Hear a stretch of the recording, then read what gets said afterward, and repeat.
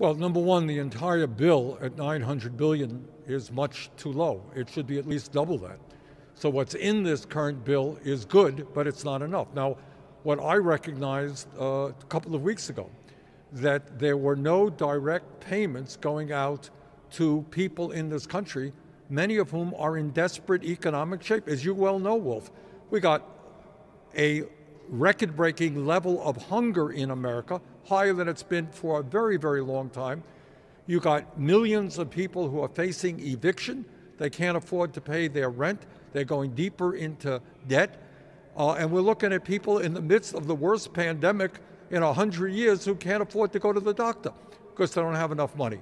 So what I have fought for, along with a Republican senator, Senator Hawley of Missouri, is to make sure there are direct payments similar to what we did in the CARES Act in March. And that would be $1,200 for every working class person in America, people under $75,000, a couple under $150,000, and $500 for each of their children. So a family of four would get $3,400, which is not insignificant in this moment when so many people are hurting.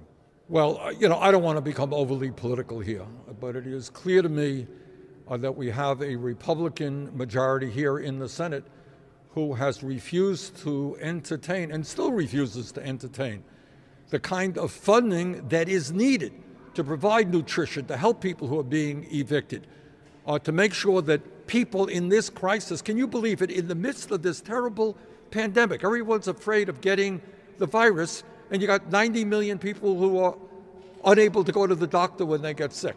So many of us had fought for adequate funding, and we've met very stiff resistance from Mitch McConnell and the Republican leadership. But, what we got now is not enough, but it is something. And I'm just simply happy to say that as we enter the holiday season, when so many people are worried about how they're going to pay their bills, whether they're going to get evicted, whether they're going to feed their kids, at least, among other things, there'll be $600 per adult and $600 per child as well. That's a start. I want to do better. Well, I want to read the bill. It's a long, long bill. But I'm feeling good that we have made some progress at least. A week ago, as you know, nobody was talking about direct payments. We got something in the bill, and I want to thank my progressive friends in the House for their good work on this. We're making some progress. Well, one of the other things that we're going to get is extended unemployment benefits. As you've indicated, unemployment is very high. A lot of people have no income. It, again, doesn't go as far as I would want, but I think we're talking about a supplement of $300 on top of regular unemployment. I think it's now for 13 weeks. And also, I should point out, Wolf, importantly, that I think President-elect Biden fully understands the nature of the crisis. As soon as his administration is in office, I think we can expect to see a significant step forward in addressing a lot of what was not dealt with in this bill. So this is, in a sense, a down payment. This is not the end of the discussion. The American people, working families, are hurting.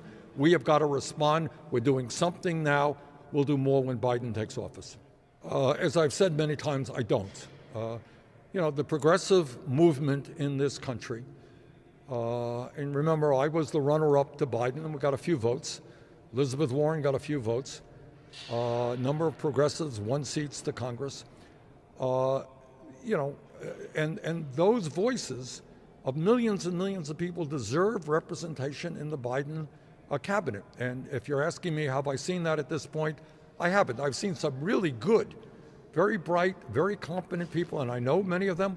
They're good people, good selections. But if you're asking me, have we seen the kind of progressive appointments, nominations that I would like to see, the answer is not yet.